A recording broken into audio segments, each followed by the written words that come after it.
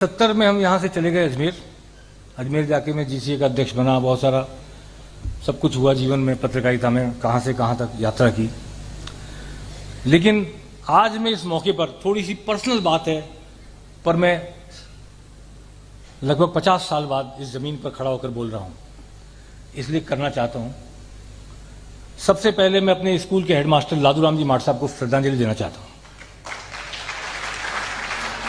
मैं 5वीं क्लास में था, उस जमाने में चंद घरों में अखबार आते थे, चंद घरों में, और रेडियो ट्रांजिस्टर का लाइसेंस होता था 15 रुपये 7 रुपये का।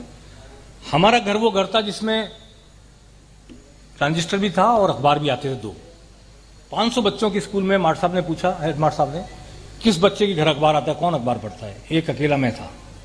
किसके घर पे रेडियो ट्रांजिस्टर है जो खबर सुनता है? मैं अकेला था। उन्होंने कहा, कल से तुम प्रार्थना सभा में खबर लिख के लाओगे और रोज खबर सुनाओगे। वहां से मेरी पत्रकारिता की शुरुआत हुई। मैं उनको नमन करना चाहता हूं। इसके बाद जब 8वीं क्लास में आया तो उस वक्त प्रतियोगिता होती थी, 2 लाइन लेते थे और स्थान पूर्ति की कविता लिखो। यूसुफ जी माट साहब थे, बहुत बैंत मारते थे, घोड़े की चाबुक वाली बैंत, लेकिन उन्होंने मेरे को बुलाया, कहा कि तुम कविता लिख सकते हो। हमें कोमल मन के सच्चे केडी जैन स्कूल के प्यारे बच्चे, ऐसे 4 लाइन दी मेरे को। मैं उस पर कविता लिख के ले गया। वहां से मेरे कवि जीवन की शुरुआत हुई। मैं उनको भी नमन करना चाहता हूं। और सारे अध्यापक जिन्होंने मुझे पढ़ाया, जिन्होंने मुझे बनाया, मेकिंग ऑफ पर्सनैलिटी इस केडी जैन स्कूल की देन है। प्रयागनारायण जी माट साहब, सरदार सिंह जी माट साहब, ओम जी माट साहब, सबको प्रणाम करना चाहता हूं इस मौके पर कि आज मैं किसी काबिल हुआ तो उनकी वजह से हुआ। दूसरी बात जो बहुत इंपॉर्टेंट है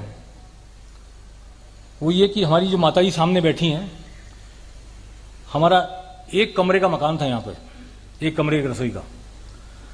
माताजी ने महिला मंडल की स्थापना की आज के सन 67 में, और 25 महिलाएं यहाँ पे उन्होंने इकट्ठी की। शिव कुमारी भार्गव सेक्रेटरी, माताजी अध्यक्ष।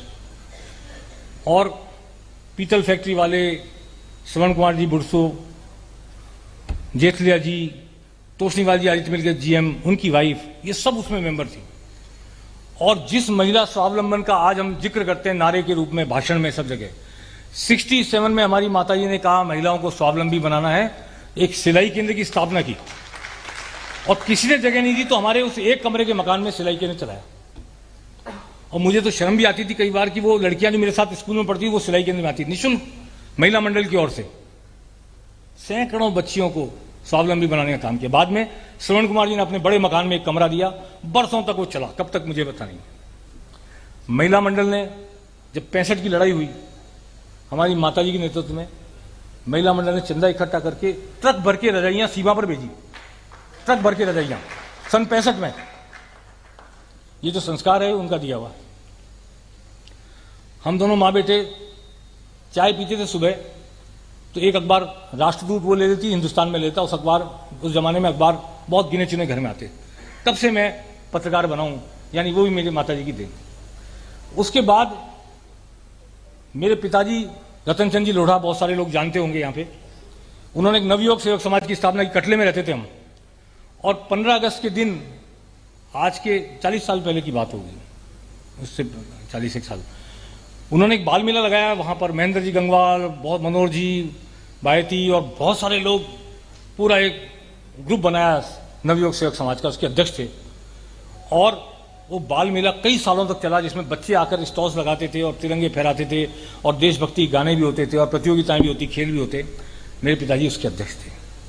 और इससे बड़ी गर्व की बात, भागीरथ जी, मैं आज ये कहना चाहता हूँ, किशनगढ़ में जब पावर लूम फैक्ट्री लगी, पहला पावर लूम मेरे पिताजी ने लगाया, छाबड़ा जी के यहाँ पे, छाबड़ा पावर लूम पे अरोड़ा लूम्स का पहला लूम मेरे पिताजी ने लगाया। वो एक बिजनेस करते थे पावर लूम्स का। और जब किशनगढ़ में पंप लगने शुरू हुए गाँव में, तो सुरसुरा गाँव में पहला पंप मेरे पिताजी ने लगाया। और पूरा इलेक्ट्रिफिकेशन रूपनगढ़ इलाके का और पंप लगाने का काम हमारे पिताजी ने किया। आज दुनिया में नहीं है, लेकिन मैं उनकी स्मृति को नमन करना चाहता हूँ।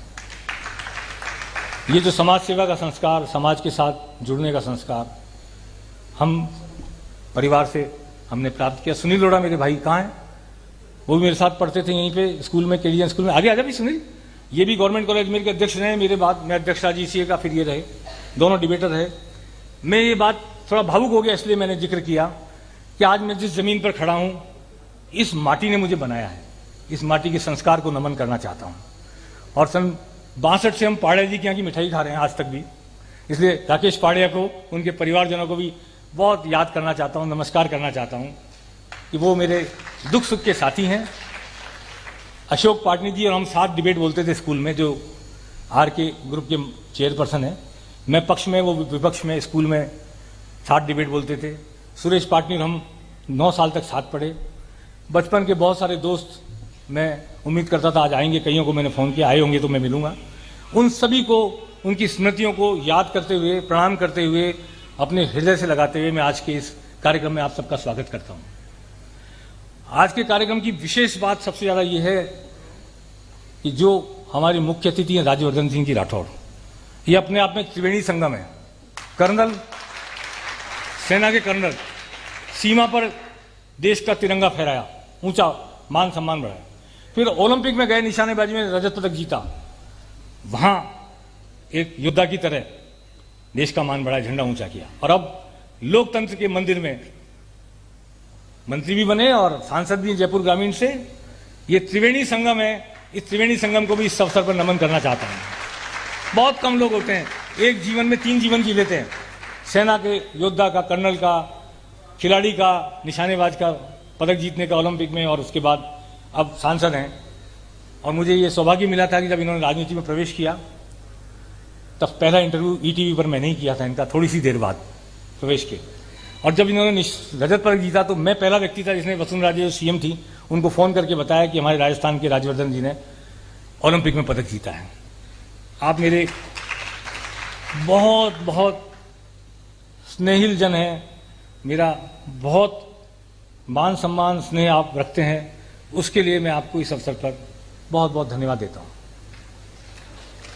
भागीरथी चौधरी, मैं किशनगढ़ का, वो किशनगढ़ के। अब इसके बाद कौन किसे धन्यवाद दे, कौन किसे नमस्कार करे, कोई जरूरत नहीं। लेकिन रामचंद्र जी चौधरी आज के 50 साल पहले से हमारे परिवार के मित्र हैं। 50 साल हो गए। जब हस्बैंड स्कूल में फिजिक्स पढ़ाते थे और मेरा छोटे भाई पढ़ते थे आपसे, उस वक्त से हम सामने ही पटेल मैदान के रहते, तब से आपका मेरा पारिवारिक रिश्ता है। आपने पिताजी के साथ भी रिश्ता निभाया, मेरे साथ भी निभाया, सुनील और प्रदीप के साथ भी निभाया, और जो रिश्ता आपने आज तक निभाया, मैं उस रिश्ते की कद्र करता हूं और आपको नमस्कार करता हूं। गजेंद्र सिंह भी सामने बैठे हैं, सन 62 से हम पारिवारिक मित्र हैं। और एक बार खड़े हो जाएं, ये किशनगढ़ के ही हैं। हम बचपन में कंचे साथ खेले, गुल्ली डंडे साथ खेले, और तब से आज तक जो दोस्ती निभा रहे हैं। हाँ, किचन में आके मम्मी से लड़ाई करी, लड्डू भी खाए मम्मी के हाथ के आपने। चलिए, प्राइवेट बातें पर्सनल थी, लेकिन मैं बहुत भावुक था। इस सरजमी पर आकर मुझे वो सारी यादें ताज़ा हो गई, जिन यादों की वजह से मैं आज भी प्रफुल्लित होता हूँ, आनंदित होता हूँ, अपने आप में गर्व महसूस करता हूँ। इसलिए किशनगढ़ की इस धरा को नमन। आप सभी जो इस कवि सम्मेलन में पधारे, उन सबका स्वागत है। क्योंकि टाइम ज़्यादा हो गया है, हम बहुत शॉर्ट में, हमको 6:30 बजे पहले कार्यक्रम खत्म करना है, इसलिए वीरांगना सम्मान उबाना जी बताएंगे कि वीरांगनाएं पधार गई हैं, आ गई हैं। आपके पास नाम है उनके, आ जाइए मंच पे, नाम बोलिए। तो हम सबसे पहले वीरांगना सम्मान कराना चाहते हैं, और पुष्प देंगे, शॉल देंगे, हाँ शॉल मोमेंटो। तो मंच पे आप वीरांगनाओं का नाम बुलाए।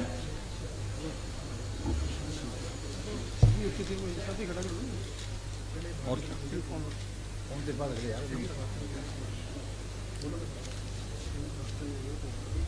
जी हाँ, और वक्त है अब वीरांगनाओं के सम्मान का।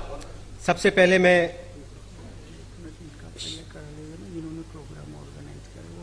चलिए, वीरांगनाओं के सम्मान से पहले हमारे रिपोर्टर इंद्रजीत उबाना जी और साथी अनिल लोढ़ा जी के पास एक बार श्रीमान जी हाँ, एक बार जोरदार तालियां अनिल जी के लिए, जिन्होंने आज आपको अपने संस्मरण सुनाए कि किस प्रकार वो इस माटी से प्रेम करते हैं, किस प्रकार से वो इस मिट्टी की अपने आप को सब कुछ समर्पित किया। कपिल चोटिया जी से भी निवेदन करूंगा, कृपया मंच पे आगे आए।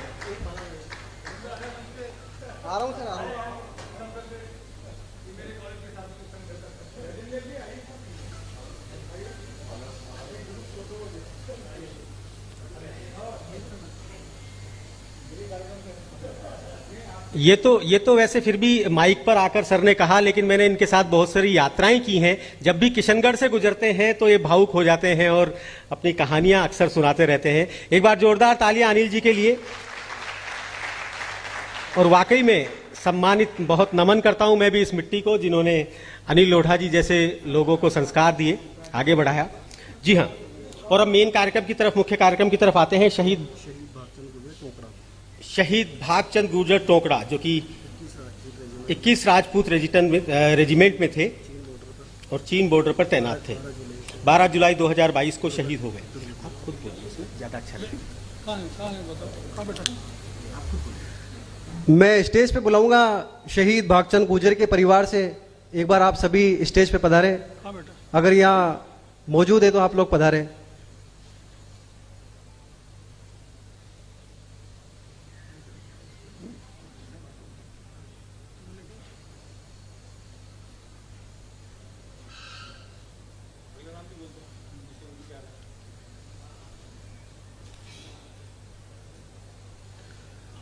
मैं अगला नाम स्टेज पे आमंत्रित करता हूं शहीद शंकर सिंह राठौड़, जो चीन बॉर्डर पर तैनात थे। 14 अगस्त 2017 को वो चीन बॉर्डर पर ही बर्फ के अंदर समाहित हो गए, जो आज तक उनका पता नहीं चला है। और सबसे बड़ी खुशी की बात है कि आज 14 अगस्त भी है और उनकी पुण्यतिथि भी है। तो मैं सभी से निवेदन करूंगा कि शहीदों की स्मृति में एक बार तालियां बजाकर स्वागत करें आप।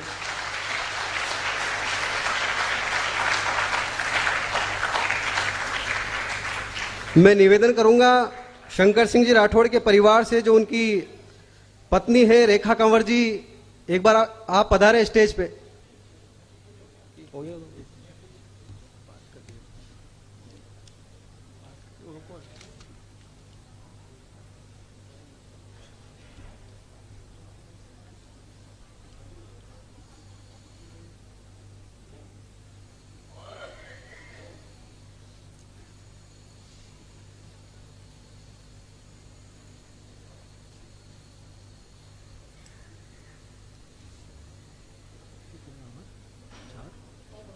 पाँच हो जाएंगे, बाद में हो जाएंगे।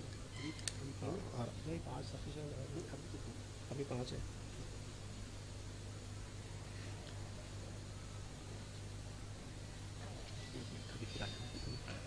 इसके बाद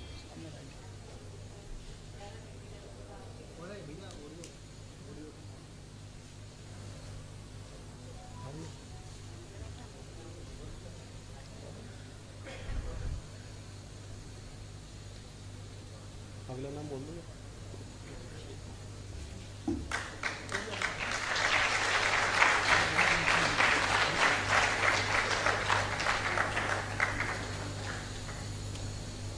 बेहद भावुक कर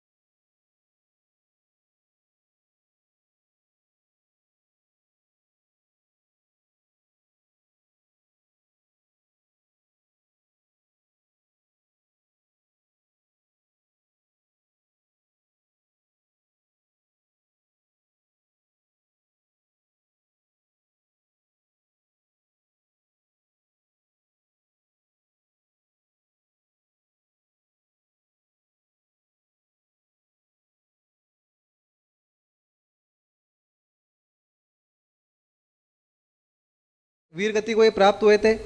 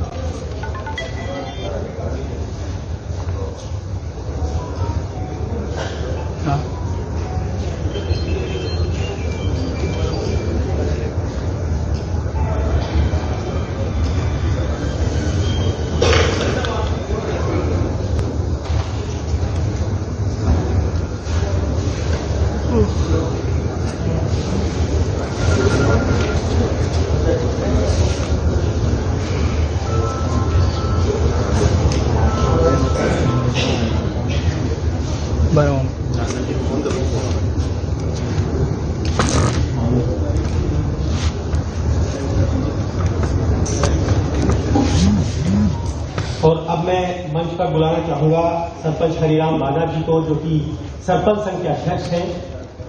कृपया मंच पर आए। हरिराम जी हमारे मुख्य अतिथि श्रीमान राज्यवर्धन सिंह जी राठौड़ साहब का सम्मान करना चाहते हैं। श्रीमान हरिराम जी बाना कृपया मंच पर आए।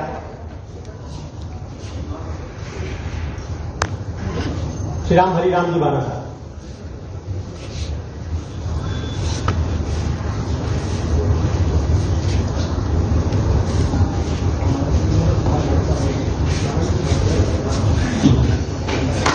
श्रीमान बाना जी कृपया राज्यवर्धन सिंह जी साहब का माल्यार्पण कर स्वागत करें।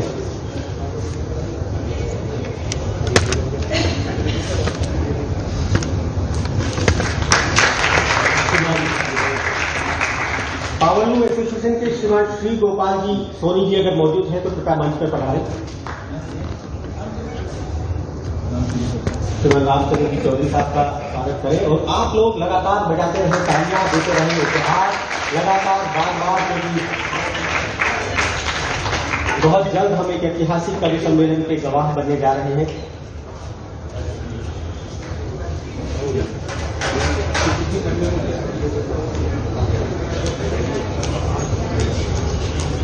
एक अच्छी सूचना, इस पर हर व्यक्ति की ताली बजेगी। 5 सभी आ गए, 5 सभी रास्ते में, क्योंकि नसीराबाद में सेना ने उनका सम्मान किया था तो उस कार्यक्रम से आने में देर होगी। गजेंद्र सिंह जी सिंघवी जो सामने बैठे हैं, प्रेसिडेंसी स्कूल के चेयरपर्सन, गजेंद्र सिंह जी सिंघवी ने घोषणा की है इन सभी 10 परिवारों को 21-21 हजार रुपए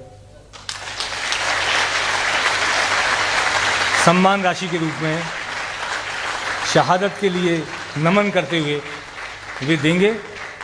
और इसके लिए मैं उनसे अनुरोध करूंगा कोई देशभक्ति के गानों का या देशभक्ति का कोई कार्यक्रम करें अपने स्कूल में, प्रेसिडेंसी स्कूल में। और ये जो बैठे हैं इनकी तरफ से मैं यहाँ पर देता हूँ कि सब आएंगे और अपने हाथ से 21-21 हजार रुपये की राशि, और भी कुछ बन पड़ेगा तो मैं कोशिश करूंगा, लेकिन ये जो उपकार है हम पर, सब पर। लोग कहते हैं कि हम देश में भीतर इसलिए चैन से सो पाते हैं कि बाहर ये अपनी नींद उड़ाकर देश की रक्षा करते हैं। उन सभी शहीदों को नमन करते हुए आज हम ये कवि सम्मेलन शुरू करने जा रहे हैं, लेकिन इससे पहले 5 मिनट के लिए राज्यवर्धन जी आप संबोधित करें। एक सैनिक के रूप में भी, एक खिलाड़ी के रूप में भी, एक राजनेता के रूप में भी, लोकतंत्र के प्रहरी के रूप में भी, इस देश का झंडा ऊंचा करने वाले एक नायक के रूप में हम सब आपकी बात सुनना चाहेंगे। राज्यवर्धन सिंह जी राठौड़।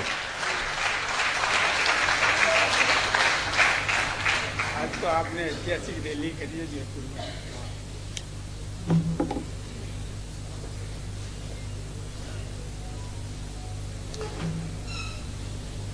वीर शहीदों के सम्मान में आज जो कार्यक्रम यहां पर हो रहा है, जिसमें आप सब यहां उपस्थित हैं, एक कवि सम्मेलन भी होगा।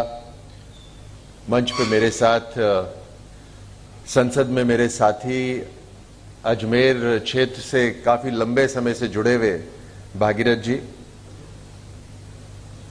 रामचंद्र जी चौधरी, जो इतने वर्षों से एक कोऑपरेटिव मूवमेंट चला रहे हैं। मेरी मुलाकात तो आज हुई, लेकिन मुझे बहुत प्रसन्नता हुई आपसे मिलकर। कोऑपरेटिव मूवमेंट चलाना आसान काम नहीं है। लोगों को जोड़ना, उसमें समझाइश होती है, सब कुछ होता है, उनके घरों तक साधन पहुंचाना, उनके घरों को मजबूत करना आर्थिक रूप से। इतने लंबे समय से आप कोऑपरेटिव मूवमेंट चला रहे हैं। मुझे बतला रहे थे कि 71 के अंदर उन्होंने एमएससी करी थी, 70 में तो मैं पैदा ही हुआ था। और खिलाड़ी रहे हुए हैं आप, तो आपसे मिलकर मुझे बहुत प्रसन्नता हुई रामचंद्र जी। राजनीति और पत्रकारिता साथ साथ चलती हैं। पत्रकारिता का अर्थ होता है लोगों में जागरूकता पैदा करना, निगाह रखना, जनता को सतर्क करना। राजस्थान की राजनीति में पकड़, राजनीतिक जानकारी की पकड़ अनिल जी को बहुत जबरदस्त है। मैं राजनीति में नहीं आया था 2014 से पहले, जब मैं राजनीति में भी नहीं था, तब भी अगर मैं पत्रकारिता में नाम सुनता था तो राजस्थान के कुछ नामों में से एक अनिल लोढ़ा जी का नाम होता है। और राजनीति में जुड़ने के बाद मुझे एहसास हुआ कि चाहे कांग्रेस पार्टी हो या भारतीय जनता पार्टी हो, चाहे गहलोत साहब हो या पूर्व मुख्यमंत्री वसुंधरा जी हो, सभी इनसे बिठा के उनसे राय लेते थे। तो इनकी पकड़ बहुत मजबूत है। आज इनके परिवार की जो इन्होंने अपने भाषण में कहा, उस बात को सुन के बहुत अच्छा लगा कि किस तरह से आज उनकी मां यहां पर उपस्थित है, उनको मैं प्रणाम करता हूं। और एक मां ने किस तरह से अपने बेटे का, अपने परिवार का पूरा जीवन बदल दिया, उनकी सूझबूझ से, उनके विजन से। किस तरह से एक छोटे से कमरे में भी अखबार की शुरुआत हुई, रेडियो की शुरुआत हुई और वहां से पूरा जीवन बदलने लगा। उन्होंने महिलाओं के किस तरह से उनको एकत्रित करके उनके लिए काम करा। और आज प्रधानमंत्री जी भी, अगर सबसे पहले उन्होंने जब बात अपनी शुरू करी इस देश के अंदर, उन्होंने कहा कि हमें बेटियों पे ध्यान देना है, हमें बेटियों को मजबूत करना है। और कारण इसका यही है, चाहे आप फिटनेस का मूवमेंट ले लो, चाहे आप शिक्षा का मूवमेंट ले लो, हर तरह से आर्थिक रूप से सक्षम करने का मूवमेंट ले लीजिए, किसी भी तरह से एक परिवार के अंदर जो महिला होती है, महिला का जो रोल है, चाहे वो बेटी का, बहन का हो या मां का हो, वो एक बहुत ही महत्वपूर्ण रोल होता है। मुझे लगता है अनिल जी, आपके जीवन की जो कहानी है, ये अपने आप के अंदर इतनी बड़ी सांकेतिक है कि जो प्रधानमंत्री मोदी जी आज बात कर रहे हैं वो पूरी तरह से सत्य और एक तरह से आप उसका उदाहरण है।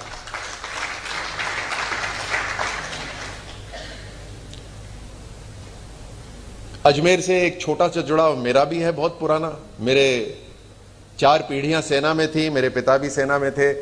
और जब मैं छोटा था तो नसीराबाद, आपके बिल्कुल नजदीक, यहां मेरी शिक्षा हुई थी। सेंट्रल स्कूल केंद्रीय विद्यालय में मैं यहां पढ़ता था। मुझे नसीराबाद का वो कचौड़ा भी याद है जो हम बचपन में खाते थे। तो अजमेर से वो मेरी एक छोटा सा जुड़ाव है। यहां आके मुझे अत्यंत खुशी हुई। अनिल जी के कार्यक्रम को ना कहना असंभव है। गजेंद्र जी यहां पे मौजूद हैं, आपके कार्यक्रमों में भी मैं पहले जुड़ा हुआ हूं। आज वीरांगनाओं का सम्मान है। कुछ वीरांगनाएं जो यहां पर उपस्थित हैं, उनसे आशीर्वाद ले पाए, उनके परिवार से भेंट हो पाई। देखिए, देश को मजबूत करने के लिए जो सैनिक एक साधारण परिवार से आता है, उसके बावजूद भी उसकी ट्रेनिंग, जिस तरह का माहौल सेना में होता है, उस कारण से एक साधारण परिवार, एक साधारण सोसाइटी से आने के बावजूद भी सेना की ट्रेनिंग की वजह से असंभव भी एक सैनिक संभव कर देता है और देश के लिए मर मिटने के लिए वो पूरी तरह से तैयार हो जाता है। जिन परिवारों के पुत्र, किसी के पिता, किसी का पति जो नहीं रहा, देश की रक्षा में वो शहीद हो गया, उस भार को, उस दर्द को समझना बड़ा मुश्किल है। मैंने बहुत से ऐसे परिवार देखे हैं। हम यहां पर भले ही आज आपका मान सम्मान कर रहे हैं, लेकिन ये बहुत ही छोटी चीज है, बहुत ही छोटी चीज। आपके परिवार ने जो शहादत दी है, जो बलिदान दिया है, उस बलिदान का हम छोटा सा एक मान सम्मान कर रहे हैं। लेकिन जो दर्द आप सबका है, जो दर्द शहीदों के परिवार का होता है, जो बोझ उनको झेलना पड़ता है, वो हम नहीं समझ सकते। मेरे बहुत से साथी ऐसे हैं जिन्होंने मुश्किलों का सामना करा। एक मेरा बहुत ही करीबी दोस्त 2004 में वो शहीद हुआ। मैं बतलाता हूं कि किस तरह से परिवार पूरा नष्ट हो जाता है। वो 2004 में शहीद हुआ, उसके 2 साल का बेटा था, बिल्कुल जवान उसकी पत्नी थी, लेकिन उस बोझ से निकलते निकलते उसका जीवन भी समाप्त होने सा लग गया। और कहां कैंसर शुरू हुआ और कैंसर ने कहां उसके जीवन को समाप्त कर दिया, किसी को पता ही नहीं चला। आज उनका बेटा 21 साल का है, मात्र 2 साल उसने अपने पिता को देखा, आज इंजीनियरिंग कर रहा है और सेना में है।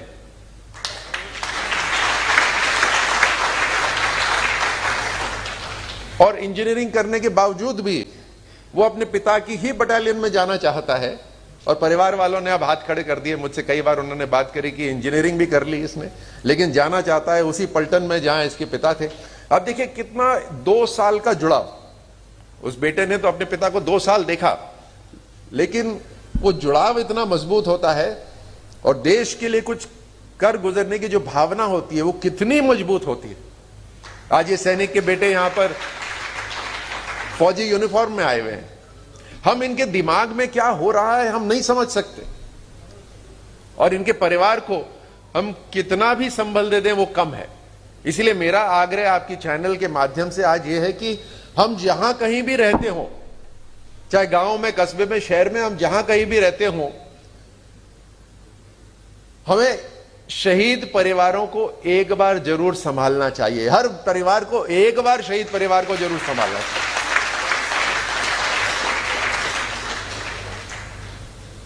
मात्र उनके घर जाकर पूछ लेना कि आप ठीक ठाक हैं, आप कैसे हैं, कोई काम हो तो मुझे दे दीजिए।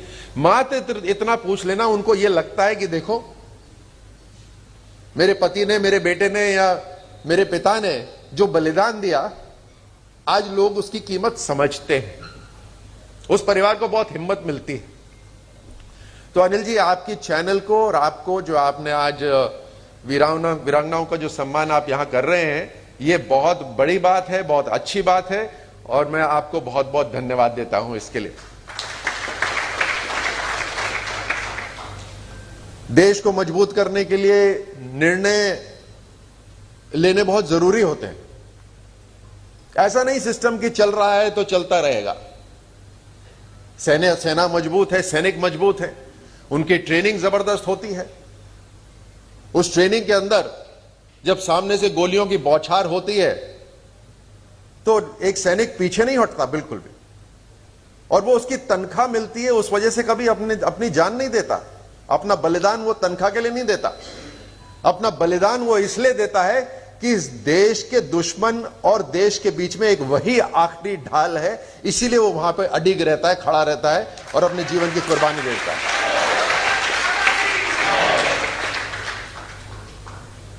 और जो देश अपने वीरों का सम्मान करता है, अपने बलिदानियों का सम्मान करता है, अपने योद्धाओं को याद करता है, वो देश कभी पराजित नहीं हो सकता।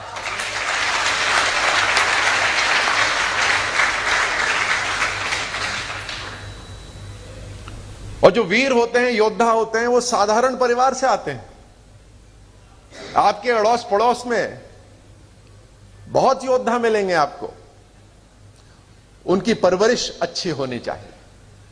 एक माहौल, एक समाज में ऐसा बनाना बहुत जरूरी है। वो माहौल स्कूलों में बनता है, वो माहौल गली मोहल्लों के अंदर भी बनता है, गांव में बनता है।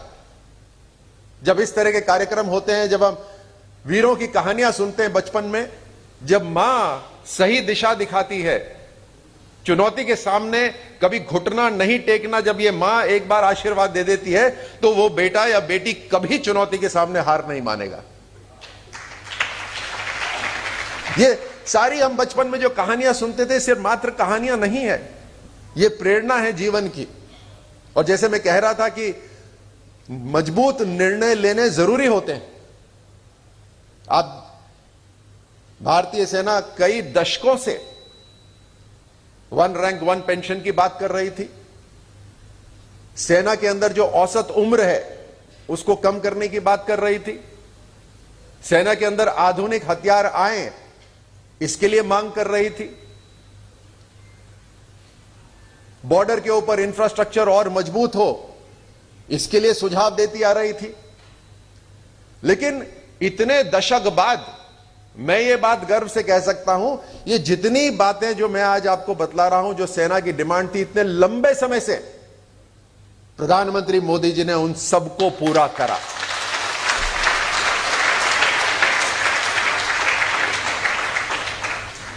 आज चाइना को, पाकिस्तान को कष्ट किस लिए हो रहा है बॉर्डर एरिया में? वो देख रहे हैं कि वहां पर सड़कें चौड़ी हो रही हैं, पुलिये तैयार हो रहे हैं, पहाड़ी क्षेत्रों के अंदर हमारे टैंक वहां पे गरज रहे हैं। ये पहले नहीं था। राजनीतिक बात मैं नहीं करूंगा, लेकिन कांग्रेस के रक्षा मंत्री लोकसभा में उन्होंने कहा है कि हम इंफ्रास्ट्रक्चर इसलिए नहीं बना रहे कि दुश्मन उसका इस्तेमाल ना कर ले। मोदी जी बोलते हैं हम इंफ्रास्ट्रक्चर इसलिए बनाएंगे ताकि हमारी देश की सेना उसका इस्तेमाल करे। वन रैंक वन पेंशन को पूरा करा। अभी अग्निपथ और अग्निवीर जो योजना आप सुन रहे हैं, ये दशकों से सेना की डिमांड थी कि हमारे को औसत उम्र कम करनी है। पूरी दुनिया के अंदर जो सेनाएं हैं, दूसरे देशों की सेनाएं, उनकी औसत उम्र है 29 साल, 27 साल, 26 साल, और भारतीय सेना की औसत उम्र है 35 साल। अब 35 साल में कोई बुजुर्ग नहीं होता, लेकिन 21 साल का योद्धा जो रिस्क ले सकता है वो 35 साल वाला नहीं ले सकता। 35 साल वाला 2-3 बार सोचेगा, लेकिन 21 साल वाला एकदम दुश्मन के ऊपर चार्ज कर देगा। तो भारतीय सेना को युवा करने का निर्णय जो अभी प्रधानमंत्री मोदी जी ने लिया, इंफ्रास्ट्रक्चर मजबूत करने का, ये सारे निर्णय ये इसलिए लिए जा रहे हैं ताकि हमारी भारत की सेना, भारत की सुरक्षा मजबूत हो सके और हम देश को आगे अगले 100 वर्ष के लिए तैयार कर सके। अभी अमृतकाल चल रहा है। आज अभी यहां पर बात हुई, हमने तिरंगा यात्राएं निकाली हैं, अजमेर में भी निकली होंगी। ये तिरंगा यात्रा का अर्थ ही यह है कि हम भले ही किसी भी प्रांत से आते हो, उत्तर दक्षिण पूरब पश्चिम कहीं से भी आते हो, हमारा खान पान अलग हो सकता है, हमारा पहनावा अलग हो सकता है, लेकिन जब हम सेना की वर्दी पहन लेते हैं तो हम सब हिंदुस्तानी हो जाते हैं। जब हम तिरंगे के साथ खड़े हो जाते हैं तो हम सब हिंदुस्तानी हो जाते हैं। हमारी एकता।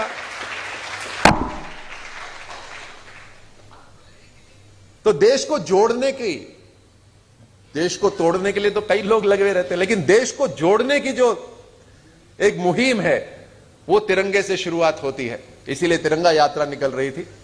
और एक खिलाड़ी होने के नाते और सैनिक होने के नाते मैं इतना आपको जरूर कह सकता हूं कि हां, ऊर्जा हम सब में होती है, हर व्यक्ति में ऊर्जा होती है, लेकिन जब आप ध्वज के लिए लड़ते हो, चाहे वो खेल का मैदान हो या युद्ध क्षेत्र हो, जब आप ध्वज के लिए लड़ते हो तो आपकी ऊर्जा 10 गुना हो जाती है।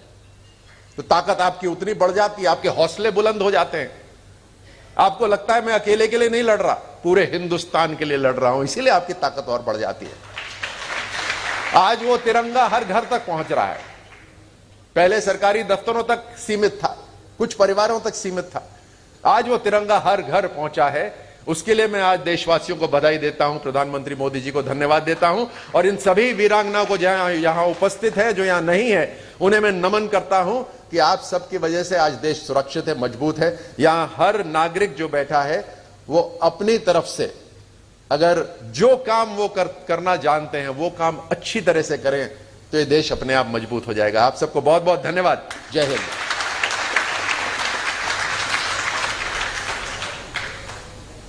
कवि सम्मेलन का समय हो गया है। सविता गेना जी हमारे बीच हैं, आप मंच पे पधारेंगी 2 मिनट। पूर्व जिला प्रमुख अजमेर की। सीबी गेना साहब हमारे टीचर रहे कॉलेज में, जीसीए में। आइए आपका स्वागत करें। मिसेस सिंघवी पधारें, नीलिमा सिंघवी जी। हाँ आइए और आप स्वागत कीजिए।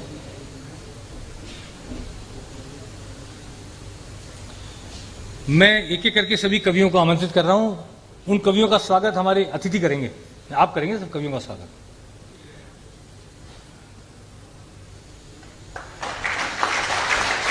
योगेंद्र शर्मा जी पधारें, हरीश हिंदुस्तानी पधारें, दीपक गुप्ता जी दिल्ली से आए हैं, विष्णु सक्सेना जी अलीगढ़ से आए हैं, दीपिका माही जी, सुरेंद्र चतुर्वेदी जी अजमेर से आए हैं और परमानंद दादी जी कोटा से आए हैं। सभी पधारे। एक मिनट आप रुकें। मंच पर सभी कवि पधारे। हाँ, मैं चाहता हूं कि सभी कवियों का स्वागत हमारे अतिथि करें। सुरेंद्र चतुर्वेदी ये मेरे बचपन के दोस्त, देश के सबसे अच्छे गजलकारों में से एक, बहुत अच्छे शायर हैं, उम्दा। राज्यवर्धन सिंह जी सुरेंद्र चतुर्वेदी जी का स्वागत करेंगे। भागीरथ जी योगेंद्र शर्मा जी का स्वागत करेंगे, भीलवाड़ा से आए हैं। रामचंद्र चौधरी जी हरीश हिंदुस्तानी जी का स्वागत करेंगे। हमारे दोनों डायरेक्टर साहिबान ऊपर पधारे। प्रशांत सुरेला जी, हाँ, कपिल चोटिया जी, परमानंद दादी जी का स्वागत करेंगे। कपिल चोटिया जी, परमानंद दादी जी का स्वागत करेंगे। और दीपक गुप्ता जी जो दिल्ली से पधारे, उनका स्वागत प्रशांत सुरेला जी और दिलीप चौधरी जी हमारे चैनल के डायरेक्टर संयुक्त रूप से करेंगे। और दीपिका माही जी का स्वागत सविता गैना जी करेंगे और करीमा सिंघवी भी पधारे हैं। दीपिका माही जी आई हैं, इनका स्वागत गरिमा सिंघवी जी डायरेक्टर हैं प्रेसिडेंसी स्कूल की। सिंघवी जी जिन्होंने अभी घोषणा की है, उनकी बेटी हैं, पूरा स्कूल संभालती हैं, बड़ा शानदार। ये कवयित्री दीपिका माही जी का स्वागत करेंगे। सविता गैना जी और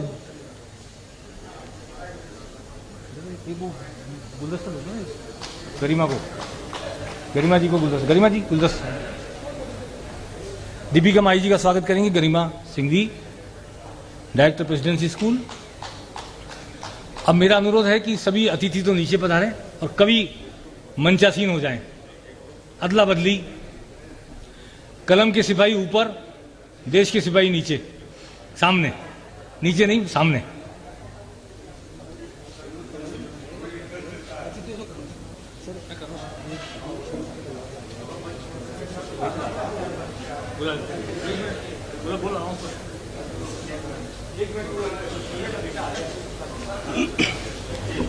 मैं परबतसर से जो शहीद हुए जीडी पांचूराम जी के जो पुत्र यहाँ पर मौजूद है, पवन जी सैनी, मैं निवेदन करूंगा कि आप स्टेज पे पधारें।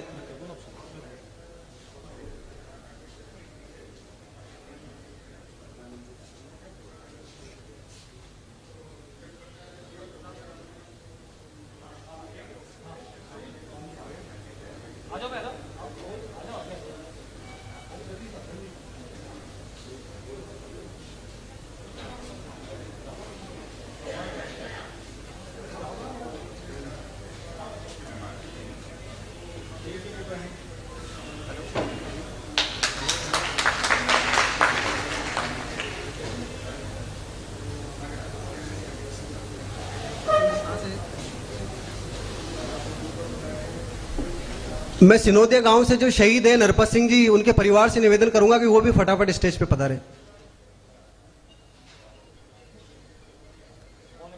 आगे आगे।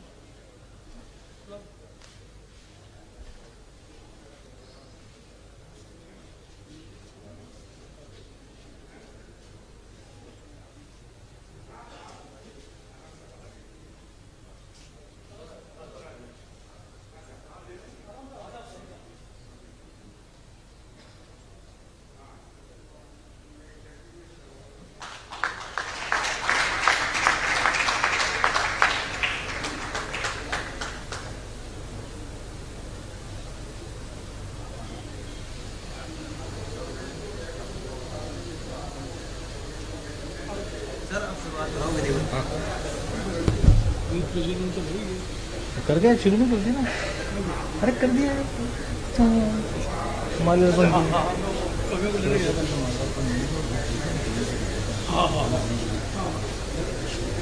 सभी राज्यवर्धन सिंह जी और सांसद अजमेर भागीरथ चौधरी जी नीचे बता रहे हैं। मंच में सामने कवियों के रामचंद्र चौधरी जी। क्या हुआ? ठीक है ना, मैं कह दिया।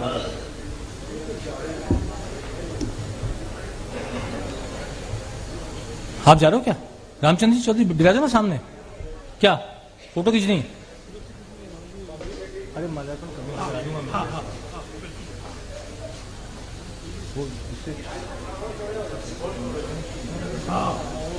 माला फूल भी तैयार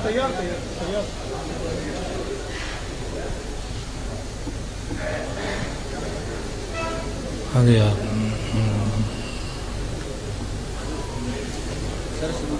हाँ तो बीच साइड में करना है। अरे मैं कर दूंगा।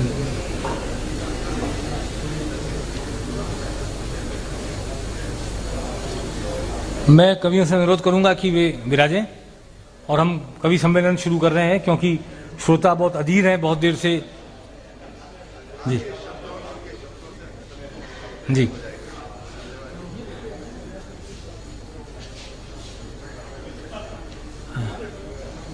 योगेंद्र शर्मा जी विराजें, सभी लोग विराजें। आज के कवि सम्मेलन का संचालन तो दीपक गुप्ता जी करेंगे, जो पिछले 1 महीने से अमेरिका में भारत का झंडा ऊंचा किए हुए थे, भारत की कविता का झंडा ऊंचा किए हुए थे। वो संचालन करेंगे। इधर पधारें दीपक गुप्ता जी। योगेंद्र शर्मा जी और विष्णु जी अलीगढ़ से पधारे, योगेंद्र जी भिलवाड़ा से, दीपिका माही जी उदयपुर से, सुरेंद्र चतुर्वेदी जी अजमेर से और परमानंद दादी जी कोटा से। मैं आप सभी कवियों का स्वागत करता हूं। हालांकि ये बहुत सारी भूमिका का समय नहीं है।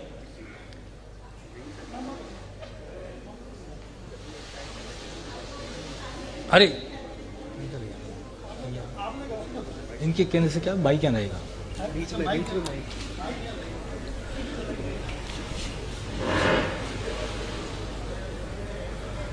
सबसे पहले सरस्वती वंदना के लिए मैं दीपिका माही जी को आमंत्रित कर रहा हूं। ये कार्य वैसे दीपक गुप्ता जी का है, पर किसी वजह से मैं इसको कर रहा हूं, वो वजह भी बताता हूं। दीपिका माही जी आइए, सबसे पहले सरस्वती का माल्यार्पण कीजिए।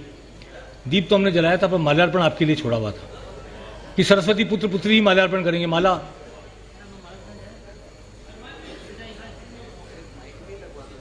लग रहा है सब हो जाएगा यार, सब कुछ लाइव जा रहा है। आप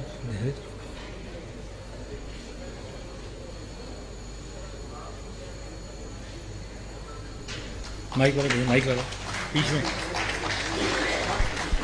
इसमें बीच में लगाओ, दोनों माइक। मैं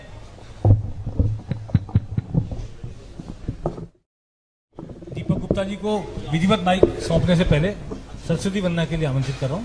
उसके बाद दीपक गुप्ता जी को मंच सौंपूंगा।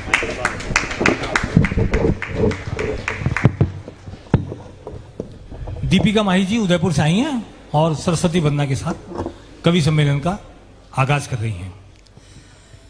शब्द के अधिष्ठात्री माँ वागीश्वरी को प्रणाम करती हूँ। सारस्वत मंच को चरण स्पर्श करती हूँ।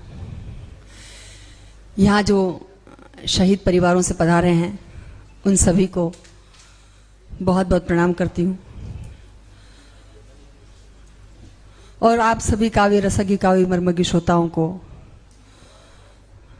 श्रद्धेय मंत्री महोदय की गरिमामय उपस्थिति को रेखांकित करते हुए आप सभी को क्षमागणी निवेदित करती हूँ। मेरे प्रणाम स्वीकार करें। उपस्थित हूँ माँ वीणा पाणी की वंदना के लिए। आप सभी की सहभागिता को आमंत्रित करती हूँ। तो ये आप देख रहे थे कवि सम्मेलन किशनगढ़ से लाइव। इसी के साथ वक्त हो चला एक छोटे से ब्रेक का। बने रहिए एवन टीवी।